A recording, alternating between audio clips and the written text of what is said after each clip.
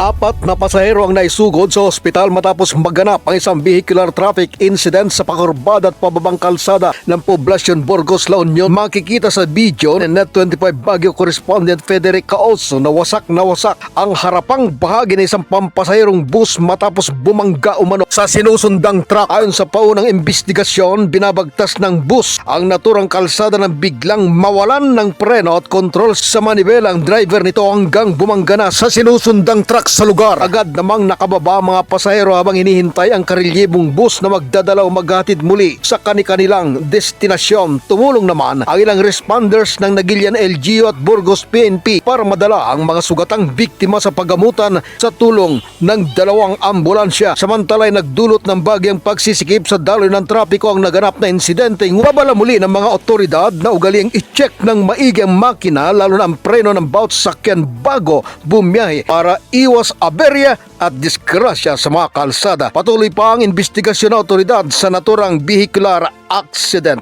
Mula sa Nagilian, La Union, kasama si Frederick Caoso, Fred Rolyoda para sa Mata ng Agila, Northern Luzon. Matatag, matapang, matapat.